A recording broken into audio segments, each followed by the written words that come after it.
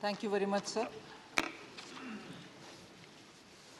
We've had a discussion in which 40 speakers have participated on the supplementary demand for grants and also the excess grants in this House.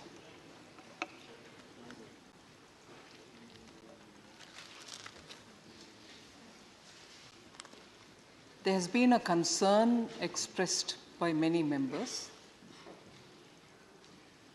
that the supplementary demand actually is a big amount, and therefore does it raise a question that we were not well prepared or we could not assess and estimate the numbers which we need to come up when we brought the budget in the BE stage itself.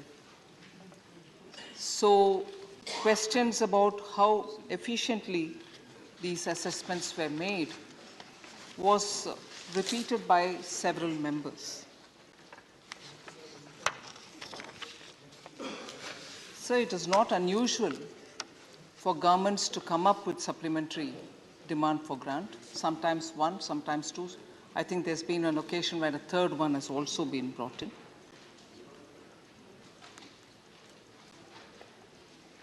And when supplementary demand for grants earlier, 1 and 2 put together, were 20% of what was estimated earlier in the BE. And some other times it was 19% when in 2021, post the COVID. This time with this supplementary demand for grants, which is just the first one, only 8% of the BE is being brought in here. So it's not a very big sum in that sense. It's 8% compared to 20% which has come earlier post the global financial crisis. So supplementary demand for grant allows government to come up with additional demands. And in this particular case, since it is post an international or global situation, what we have brought in now is as a result of what couldn't have been anticipated in January when we were preparing the budget and for the 1st February presentation. So the nominal GDP growth projection at 11.1% was done in January 2022. And post that, in fact, even as we were preparing for this, the budget, February 2022, there was overall and across the globe a clear understanding that the pandemic is waning. Measures of recovery taken by different governments, different countries are all probably impacting, and therefore there was a road to recovery and a good road to recovery. So if we came up with 11.1%, the IMF, for instance, which came with the report in 2022, updated the World Economic Outlook and also projected that Indian economy will grow at a high rate of 9%. So the situation then, not just within India, but globally, also indicated that the pandemic was waning and there was every chance of recovery for everybody in full strength.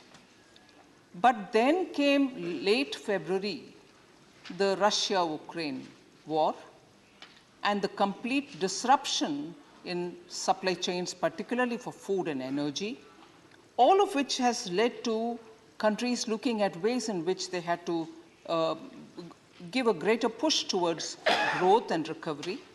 And therefore, today, the situation is we have come up with a supplementary demand for grants, which are essentially for ensuring that there's food security. There's also enough to be given for fertilizers, which is so critical for our farmers.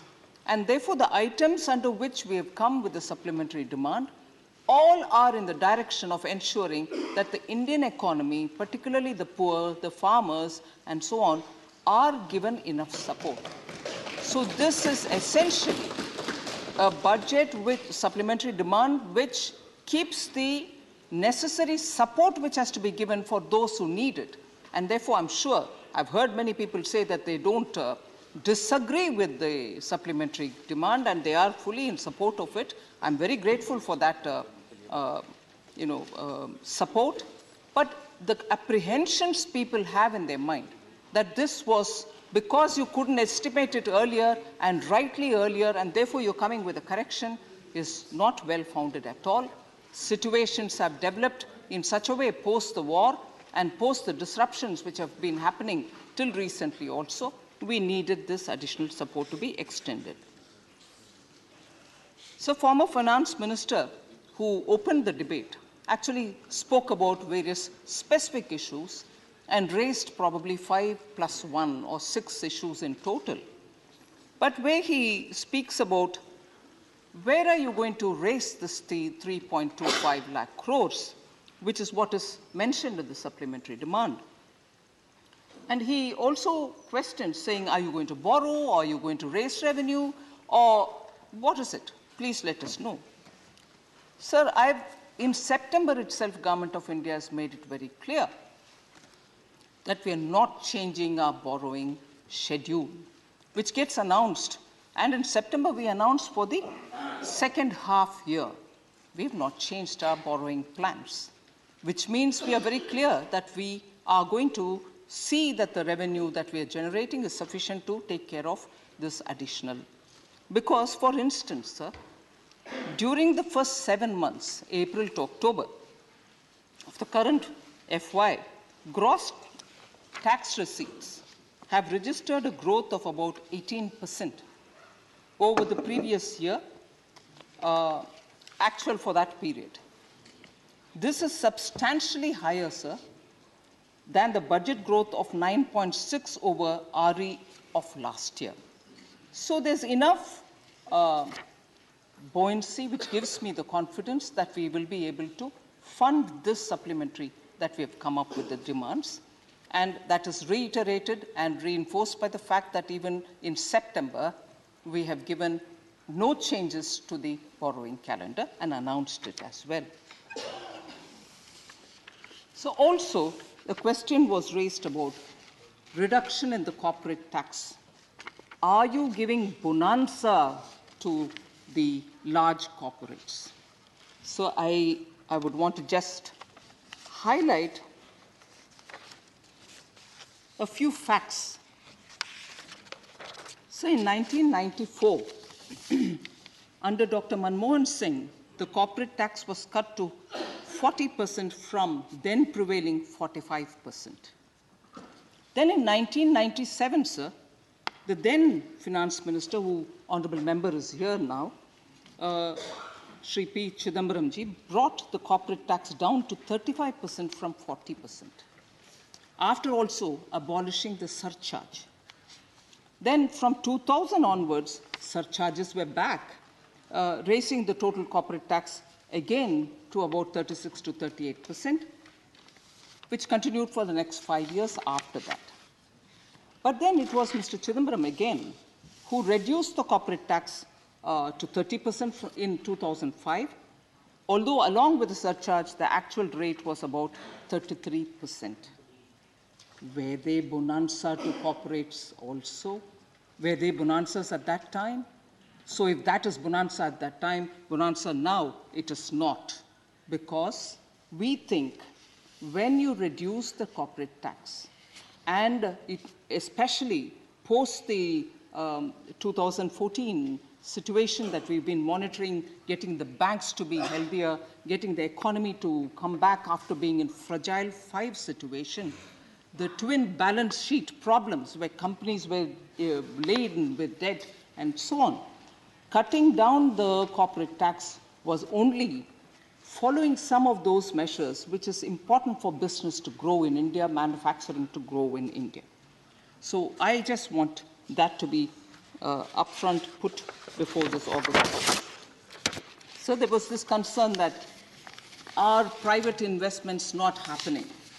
And I have he was absolutely right. The former finance minister was absolutely right in quoting me, saying, I have gone to the various fora in which I met with private investors, industry leaders, business leaders, saying they should really rev up on investments. Yes, as finance minister, when I have an opportunity to interact with them, it will certainly be something which I look forward to engaging with them and also nudging them to see if they can be even more coming forward towards investing more. So even as I do that, and I shall continue to do that, non-food bank credit, sir, has been expanding at double digits on a yearly basis since 8th April 2022 and has reached 17.9% on the week ending 2nd December 2022. So gross non-performing assets, I spoke about the twin balance sheet problem, which we took up very seriously. Prime Minister Modi gave the formula of the 4 R's through which you can recognize the problem of NPS in the bank and also reform the banks, recapitalize them, and so on.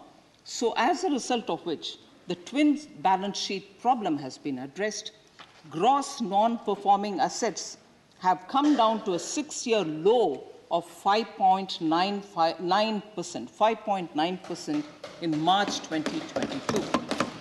The corporate sector has been, and this is matter of fact, sir, the corporate sector has been deleveraging its balance sheet, as evident in the declining core debt of the private non-financial sector, which has decreased to 87.8% of the GDP in June 2022, from where 97.4% that it was in March 2016. And this is a data given by the Bank for International Settlements. So, and together with this approaching to clean up the twin balance sheet problem, government has also taken up several steps such as the national monetization of pipeline, the Gati Shakti, the PLI scheme, all of which are bringing back investors so that manufacturing sector can really gain some prominence.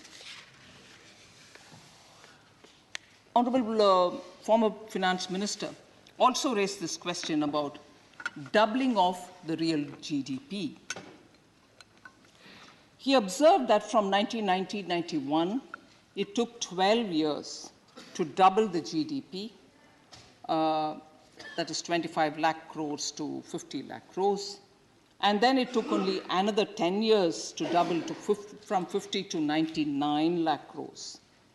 So pointing out that since this government is in the 9th year, will we double the GDP, going by the trend that every 10 years you see them doubling?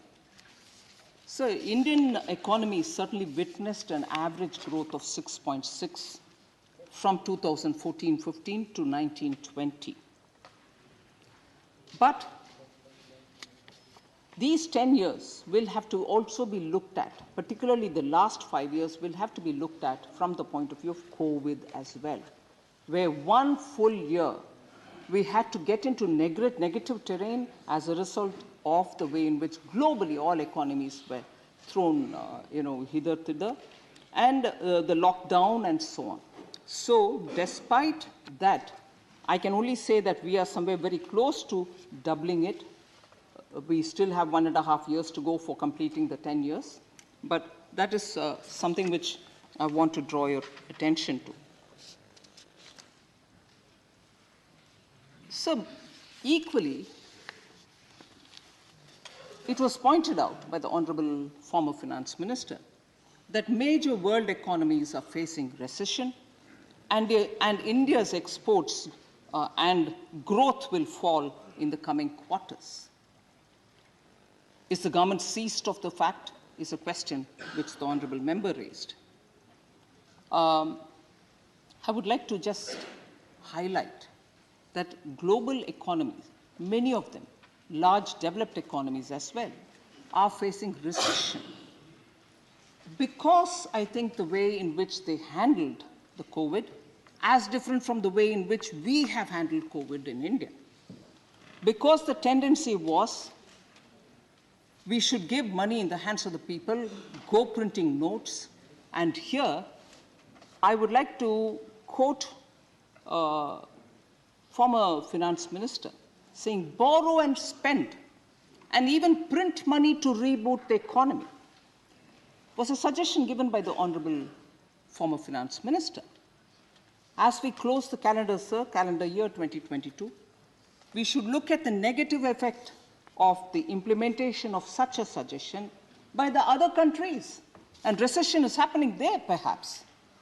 And thankfully, because of the targeted way in which Honorable Prime Minister decided to give relief during COVID and address the concerns as was given as inputs from the various stakeholders, a targeted approach has kept us on the safe course of helping revival but not getting into recession.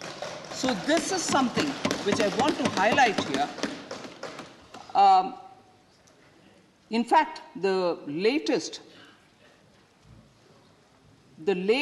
World Bank report, sir, which had given an accurate analysis, it was a snapshot of a picture, which I did go into details when I addressed in the Lok Sabha.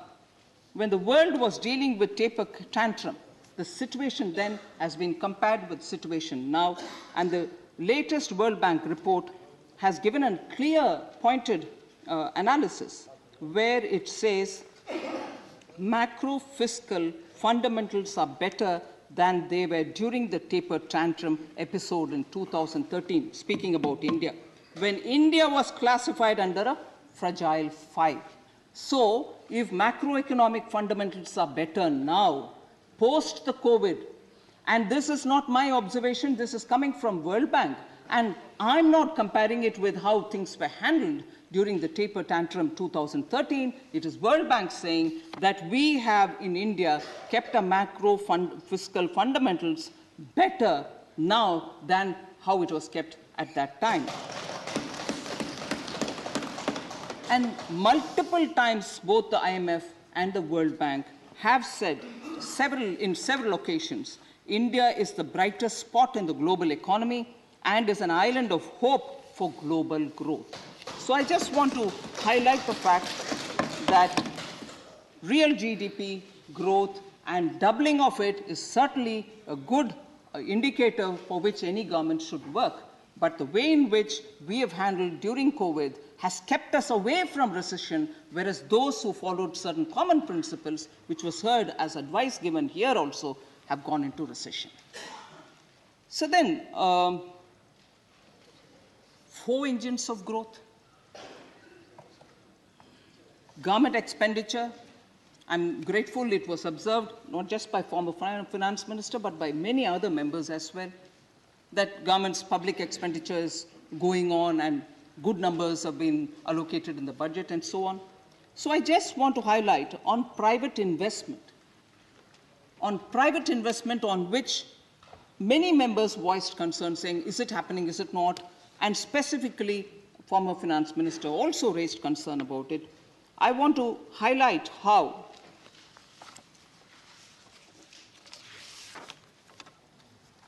private investment is happening. I mentioned about it a minute ago, but there are specific pointers that I want to highlight here.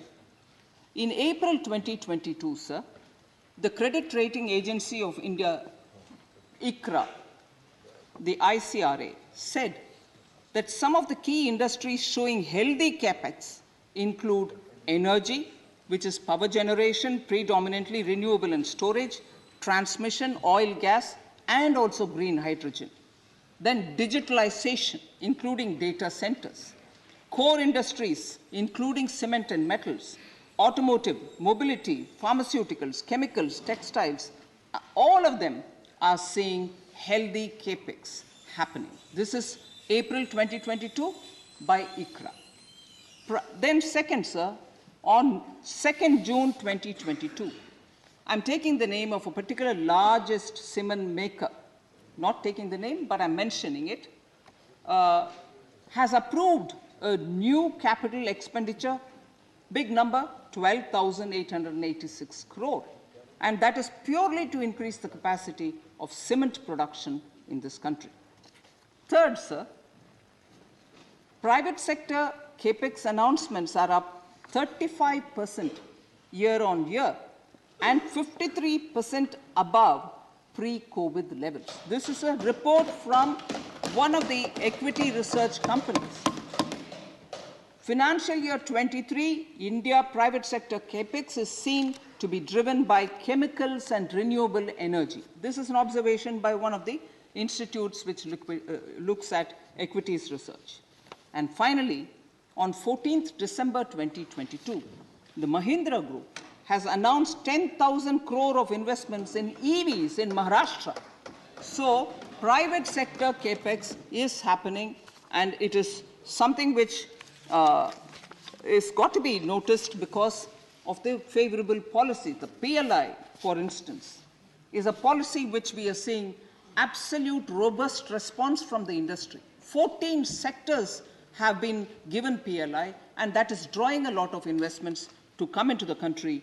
And even the capital expenditure, which I announced in the budget, had a state component, which is giving the states a 50-year loan, which will ensure the geographical spread of capital expenditure.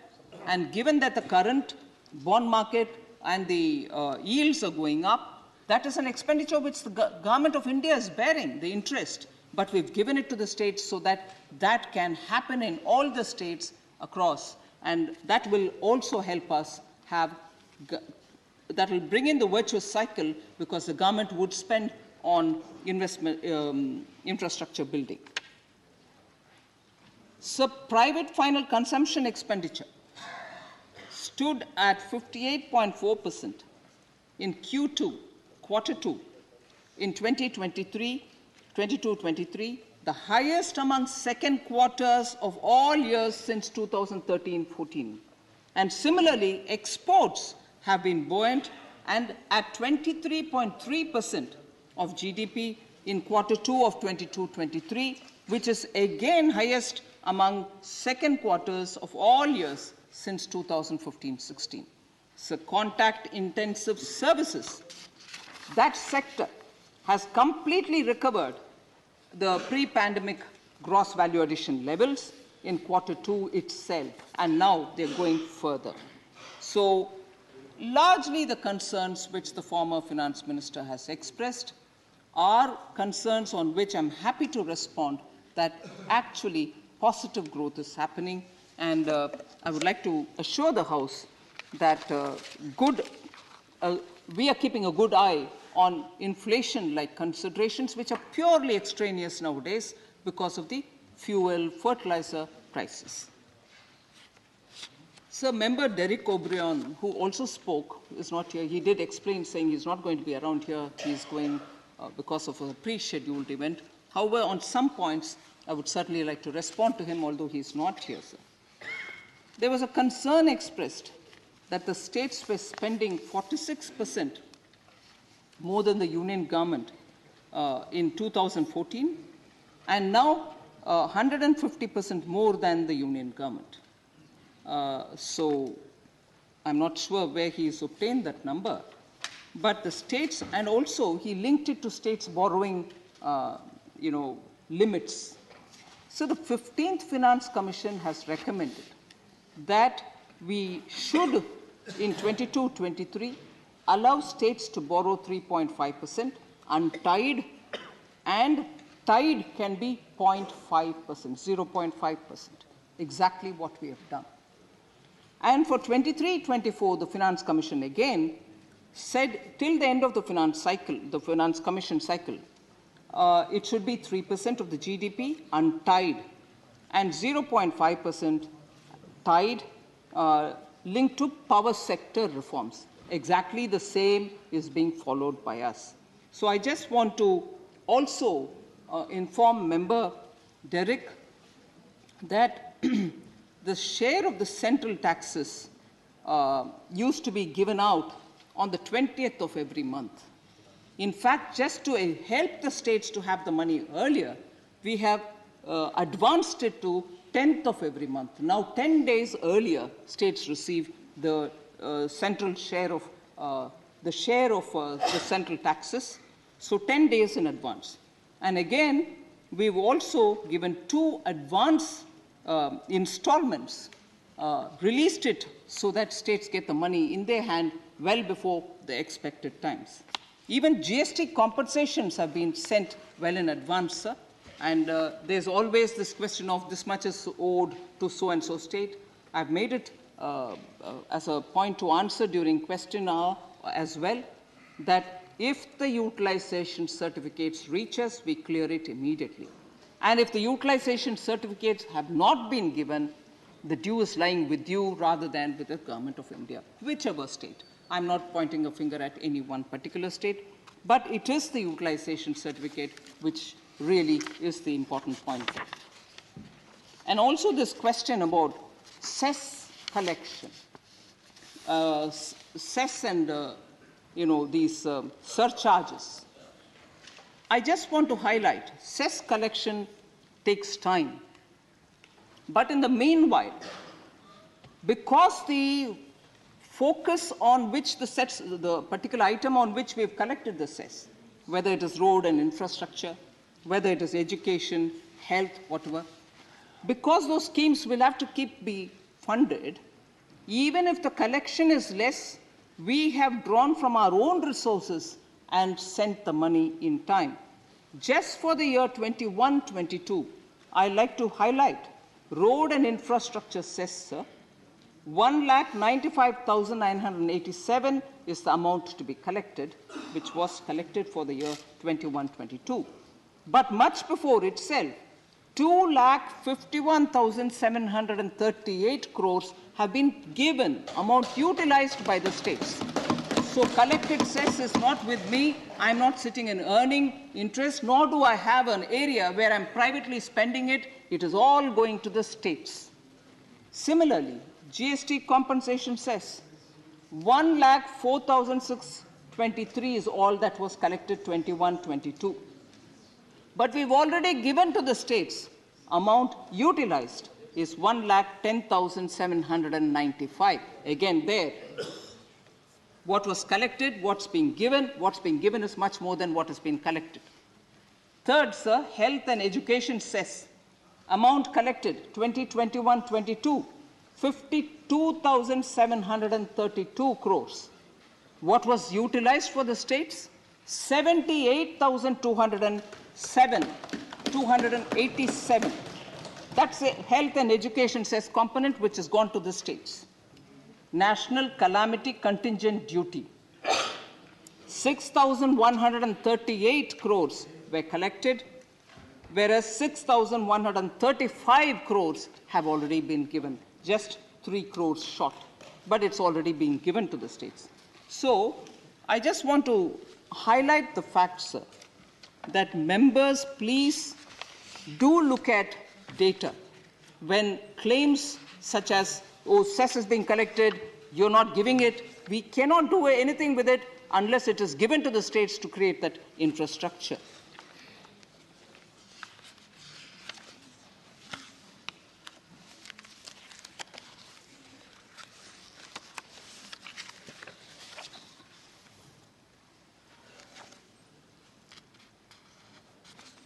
So this was a point which was raised by several members. And in that, I just want to highlight that if this is the case with 21-22, the year immediately after the COVID, Center is more keen to have projects completed. We send it to the states as and when we have the states coming up with the proposals. So we don't sit with that and just underlining the fact. So on the unemployment again, several members spoke. I want to highlight the fact that when capital expenditure is undertaken by the government, particularly looking at infrastructure strength, PLI is being offered. When startups are created and given funds through the fund of funds, which is lying with the SIDBI, and also through many venture capitalists who come to fund them, for whom we have facilitated through various many ease of doing business, jobs are being created there. And the government's Rozgar Mela where the PM has launched the scheme and 10 lakh jobs are being given. The process is ongoing. Jobs are being created. In September 2022, sir, the net payroll addition, which is looking at the EPFO records, is 46% higher. Additional 46% entries have been made year-on-year growth. And therefore, it is also bringing in an element of formalization. Informal, those who are in the informal sector with jobs are now coming into EPFO. That's also getting added.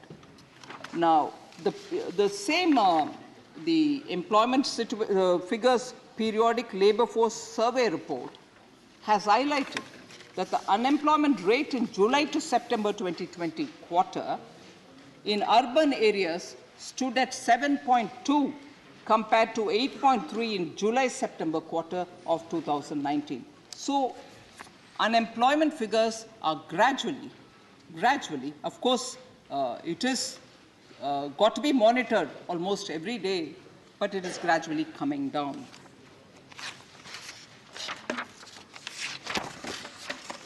So there was a lot of concern expressed about left-wing extremism. In order to address the issue of left-wing extremism, Government of India approved a national policy and action plan to address the LWE in 2015.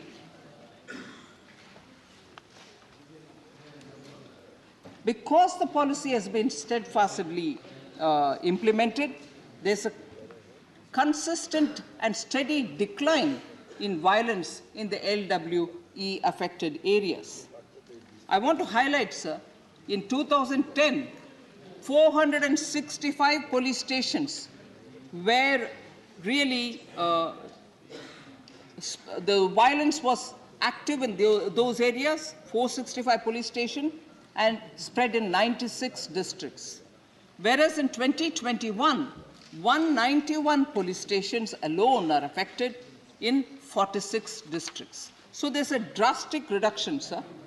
And also this security-related expenditure, which in July 2010 was somewhere at 126 districts, number of districts where security-related expenditure was being undertaken. 126 has now come down in July 2021 to 70 only. So there is a reduction. There's more data which I would like to share with the honorable members, and that will show that the government's policy has actually paid off dividends. And so the incidence of violence, I am comparing the period 2006 to 14 with 2014 to 2022. Incidence of violence in 6 to 14 was 13,315 in the left-wing affected areas, whereas in 14 to 22, it is only 6,552, a 50% off. Left-wing extremism-related deaths in 6 to 14 was 5,289, whereas in 14-22, it is only 1,744. Not even one death is acceptable, but still reduction in number has to be noticed. So death of security forces, which is equally heart-wrenching, 1,583 in 6 to 14, whereas 458 only in 14 to 22. Surrender by left-wing extremists in that period of 6 to 14, 2,428 people surrendered, whereas now 5,816 people have surrendered, leading to 140% increase in surrenders. And violence reporting districts, which I mentioned earlier, 96 in 2010, 46 in 2021. Violence reporting police stations, 330 in 2013, whereas 192 in 2021. So left-wing area-related issues, which very many people have raised, I wanted to give the data before them, sir.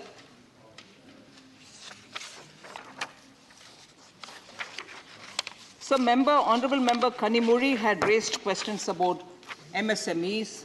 they're not getting funds adequately and so on. And if there are NPAs among them, I just want to highlight the National Credit Guarantee Trustee Company Limited has given the data. The percentage of non-performing assets under credit borrowed under the ECLGS is thus. I will let you know. The total amount which was guaranteed is 3,58,894, whereas the NPAs outstanding in crores is only 13,964. NPA as a percentage of total loans guaranteed is only 3.89%. So MSME sector has been given support, and that support has actually helped them to stay out of difficulty. We are still attending to them. And Member Kanimuri, who I can't see here, be assured that we are addressing the issue. So also this question of doubling farmers' income, which many honourable members voiced concern. Is it being doubled? Will it be doubled? I just want to ensure, sir, that all honourable members just recognize the number of schemes through which we are dealing with farmers. Unprecedented enhancement in budget, sir. Actually, in 2015-16, the budget for agriculture and farmer welfare was only 25,460 crores. Now it is 1,38,550 crores in 2022-23. Income support, which is being given through PM Kisan, has seen 2 lakh crores being deposited in the accounts of the farmers. 11.3 crore farmers have received these monies. Institutional credit is also being extended, not just to farmers, but also to people who are in animal husbandry and fisheries, and also for piggery and goat keeping people. Then fixing of minimum support price at 1.5 times the cost of production is also in favor of the farmers. Per drop more crop has seen so far an area of 69.55 lakh hectares being covered under micro irrigation through the PDMC scheme from 2015 and 16. Similarly, sir, micro irrigation fund with initial corpus of 5,000 crores has been created in NABARD. In the budget announcement of 21-22, the corpus of the fund has been increased to 10,000 crores from where it was 5,000 crores. Sir, promotion of farmer producer organizations, several of them.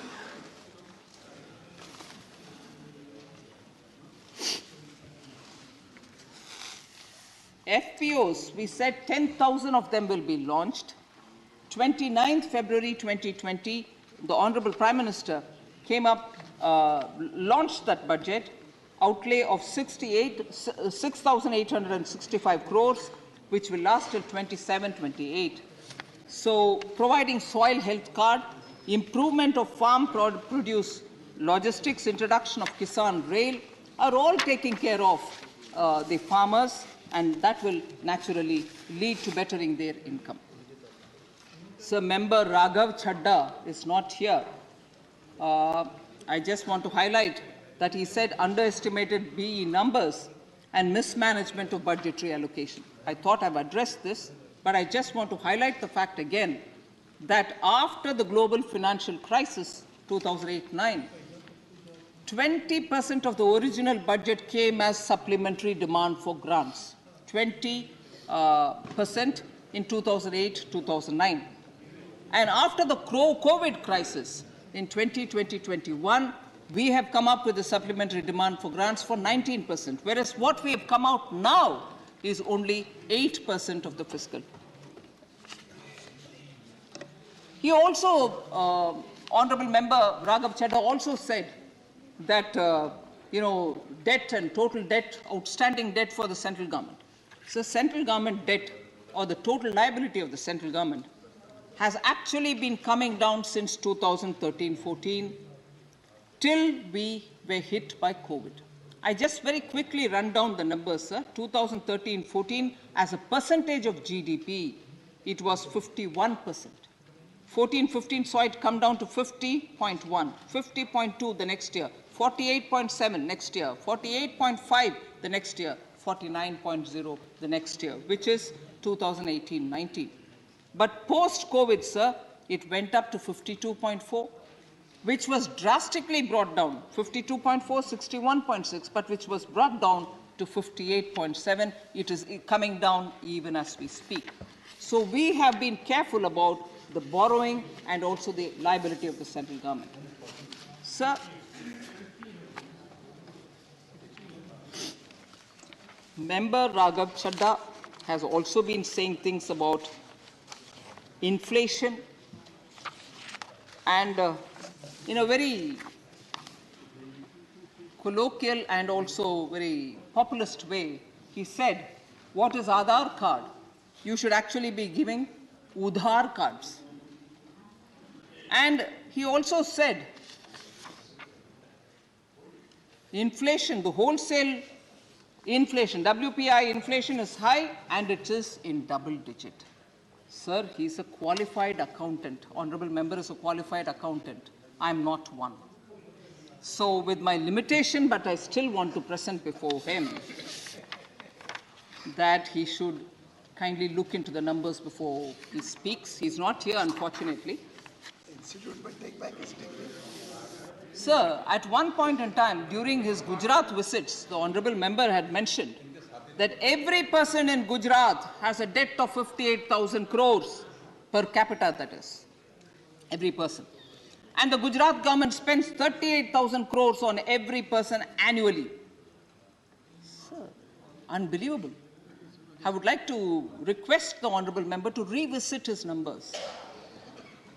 Similarly, he said WPI inflation is high and in double digit in India. If only he notices the press or the media reports, WPI inflation has come down to 21-month low of 5.85%, sir. Where is it in double digit? Wholesale food inflation is at 2.17%, sir. So, qualified accountants. So similarly, Udhar card, when you hear it as opposed to Aadhaar card, it's very appealing. But we should not mock the small borrowers who are going to the bank under Mudra loan, KCC, crop loans being taken, MSMEs are coming under ECLGS, and also Mudra, and also other small loans which many of the small business retail loans that they take. Is Aadhaar card helping them in the bank and then going and taking because their KYC gets established? We cannot afford to even for a moment mock at people who need that small assistance. And the government is making it far more transparent by giving them the Aadhaar card. The KYC is better enabled. So I appeal to the member to please look at the data that is laid on the table of the House here through his speech. So also, the interesting debate which is going on now, your freebie versus my freebie. So we, honestly, it is important to recognize that when you're transparent in your methods and you put it on account for everybody to see, there is no debate over it. So there's no debate over it. One second. The Honorable Finance Minister made some reflections. You will do well to go through them after the House proceedings are over. Try to digest as a certified chartered accountant and see me in the chamber thereafter. Honorable Minister. Sir, you may not kindly consider that Sir, this is Mr. Raghav Chadha alone one represents chartered accountants. No, 1 second. Many of us are embarrassed by his accountants. Sir, this is between two chartered accountants. Neither the Honorable Minister is a chartered accountant nor am I. Honorable Minister. So thank you, sir. Sir. Later. So all we want is transparency and compliance with the statutory fiscal rules. So it's important that we pay government salaries. I'm now talking about some media reports. I'm not drawing any particular paper or anything like that. In the last couple of months, sir, they have been highlighted. They have continuously been highlighted. The papers are highlighting that, that one state government is unable to timely pay salaries of its government employees. And employees are protesting. I have not named any state. But you see such reports in the media. It's perhaps because funds are being used in giving numerous different advertisements all over the country, and the state government therefore remains incapable of giving salaries. Now subsidies or freebies are therefore to be contextualized, and if you're able to put it in your budget and make a provision for it, and when your revenues come you give the monies, why would anyone have an objection? Education, health, and also many subsidies given to farmers are all fully justified. Nobody's got a problem with it. So I just want to highlight that many of these things will have to be contextualized rather than us quickly, trying to gain one or the other brownie point.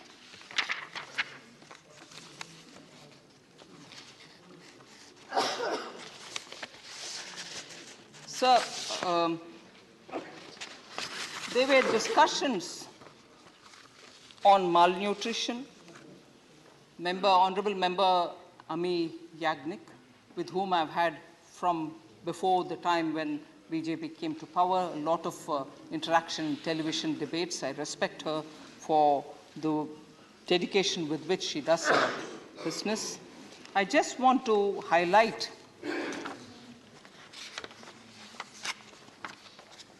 so on malnutrition and also people coming down below the poverty line, the UNDP MPI 2022 report notes that nationally, the relative reduction from 2015-16 to 2019-21 has been faster.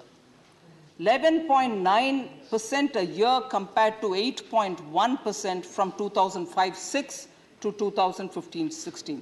So in that period, the reduction was 8.1. Now, in 15-16 to 19-21, the reduction is 11.9%, sir. And this is UNDP saying it. The policies have shaped the Antyodaya principle, shaped around the Antyodaya principle, and as a result, countless flagship schemes, and also the food security, for which the supplementary demand comes up with a demand for funding the Pradhan Mantri Garib Kalyan Anna Yojana, are very clearly indicative that food is reaching the common people, particularly in difficult times like COVID. So I just want to highlight that point which Honorable Member Yagnik raised. And also, food subsidy in 2013-14 was 92,000 crores only. Whereas in BE 22-23, sir, we have provided for 2,06,831.09 crores. So we are taking the nutrition and food security of people very seriously, and that is why. And after the this supplementary demand, the allocation would go up to more than 2.8 lakh crores for the year 2022-23. So we didn't allocate it at the beginning, but we have not hesitated to add now, just to ensure that food security is being kept in mind.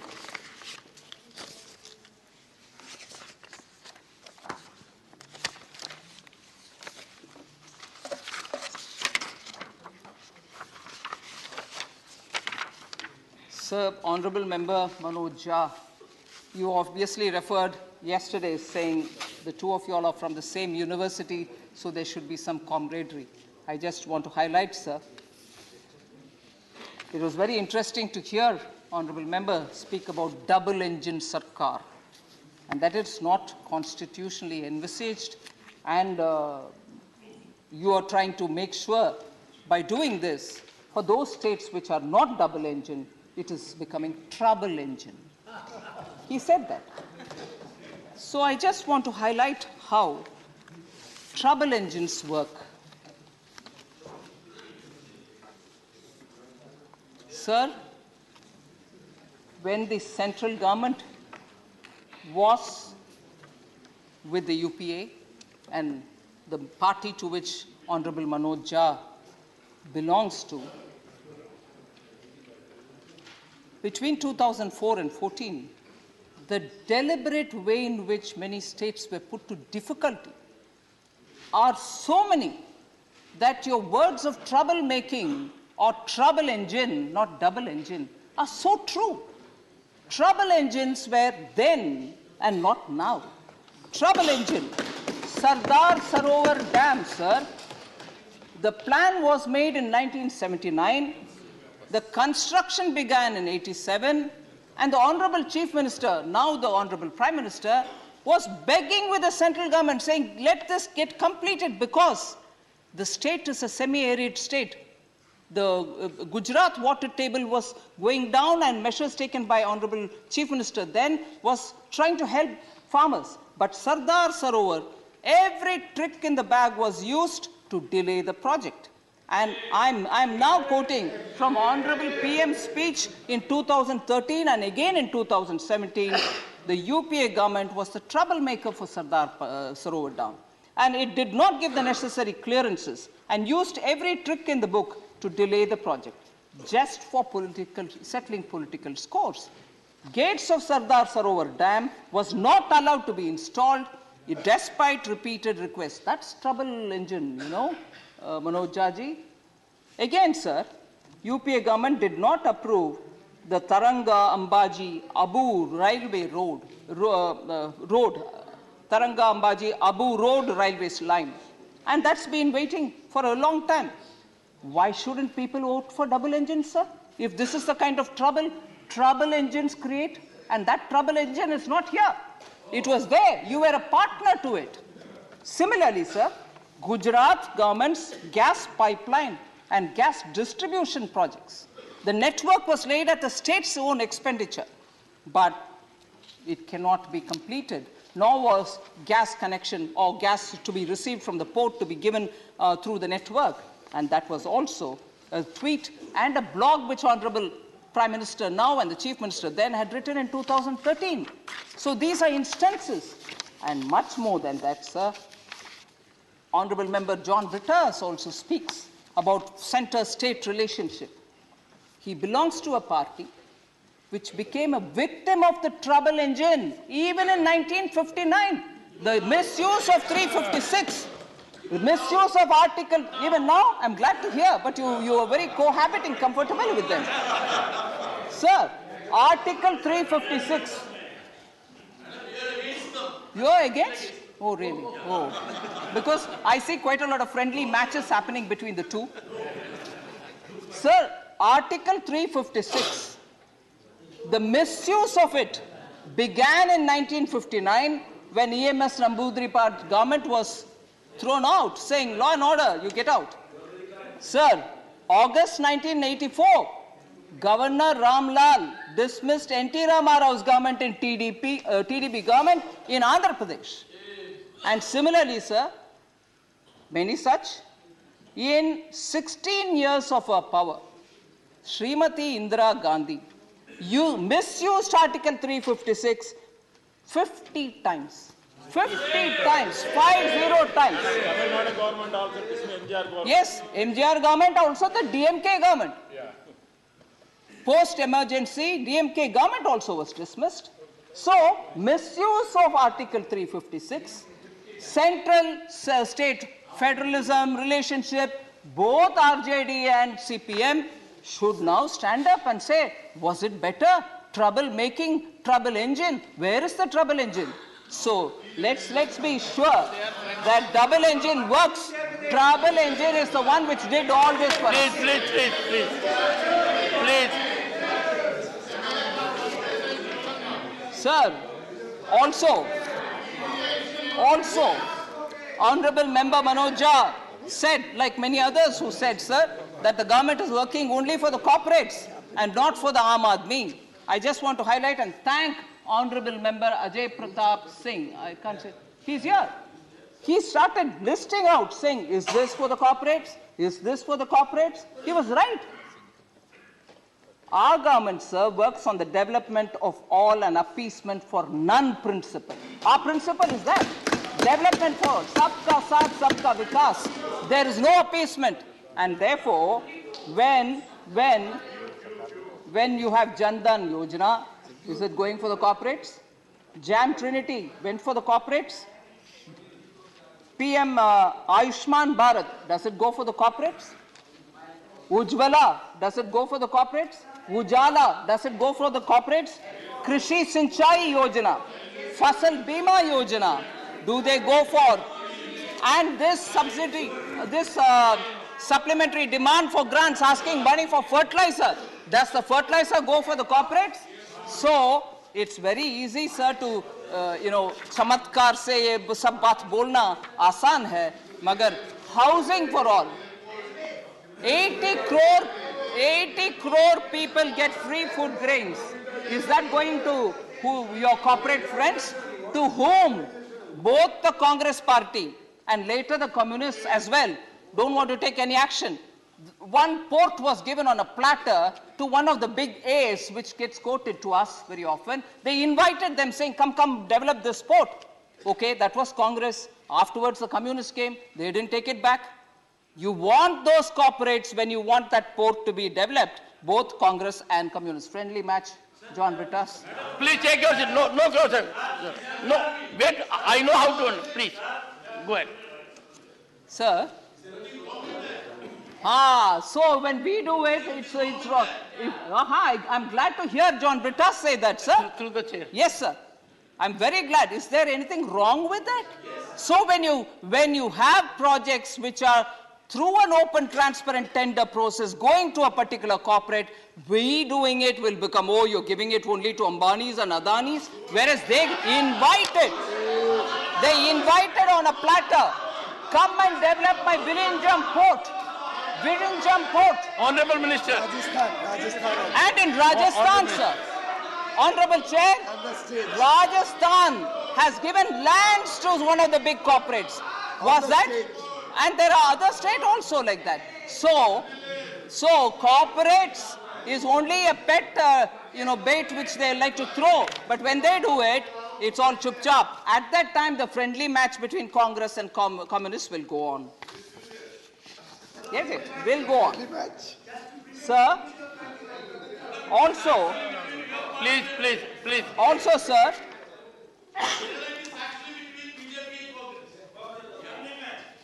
so, sir, inflation is a daylight robbery. One second. Huh? Sir, every state is with some inflation number or the other. Nowadays, you get it even for states, sir. So I just want to know, is daylight robbery also happening in Kerala, where CPI latest is 5.9%? Inflation is daylight robbery. Is it happening there also? Mr. John Britas. So it's not lowest. Please. National average is lowest. Please. National average is lowest, sir. It's not low in your state. 8. So, sir, also,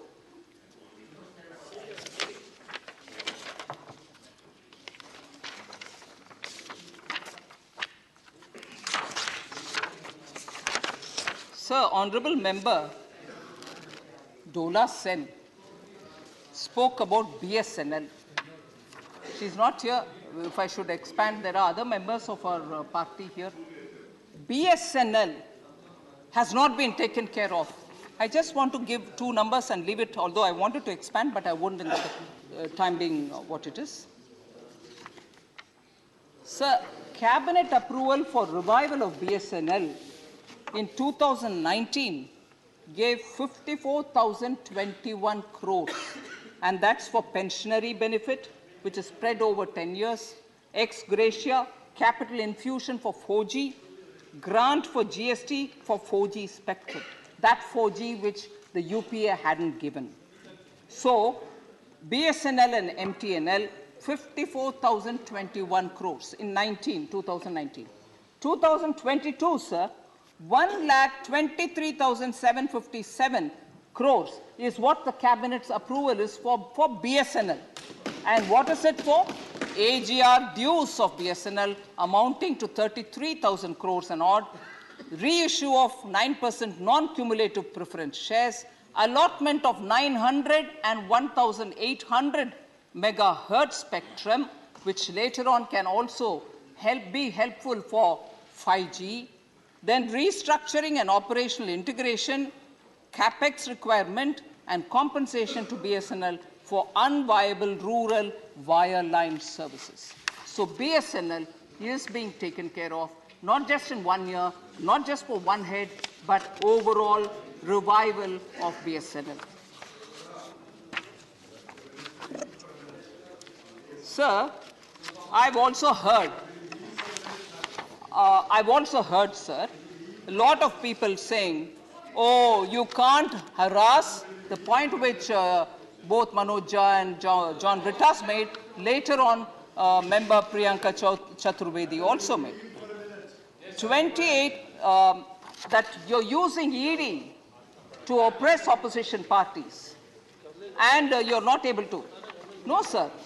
Law enforcement agencies, it's a different thing that if your party is not able to hold your own flock together, it's a different story. Don't blame the ED or anybody else. But ED, sir, I'm showing this deliberately, sir. If this is the kind of evidence you see, which is reported in the media, what are we talking about?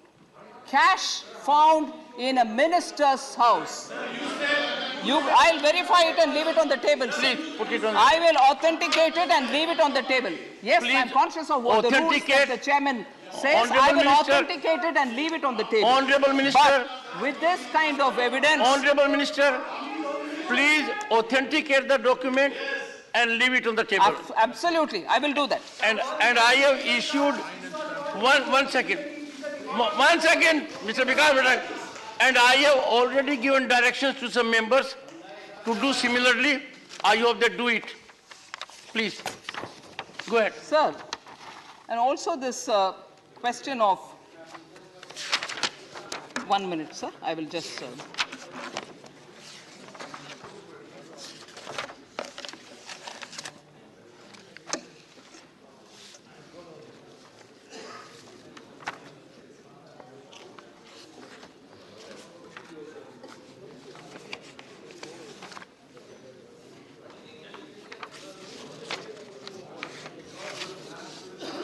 Sir, states are most often left without enough money. I'm coming to the end, sir, with this. Without much support, they are suffering, they don't have enough. I just want to highlight a few features which I cursorily did earlier, sir. To help states, sir, Centre took a loan of 1.1 lakh crore in 2020-21 and 1.5 lakh crores 1.59 lakh crores and released it back to the states to meet the gap created due to less connection of GST compensation. During 22-23, in May, central government also released 86,912 crore as provisional GST compensation for states for the period February-May 2022, despite the fact that there was only about 25,000 crore in GST compensation fund from where, and only from where I'm authorized to send the compensation, by making arrangements of funds of around 62,000 crore from its own resources. Again in November, sir, Centre released an amount of 17,000 crore towards the balanced GST compensation for the period April to June 2022. So the total amount of compensation released to the states and UTs so far, including the above mentioned items, is 1,15,662 crores. An amount of 14,000 crore during the current year will go towards debt obligation for the loans raised. So I just want to leave it absolutely plain on the table of the House, sir. So with these words, I think I largely have addressed the concerns of most of the members, and I thank you for giving me this opportunity.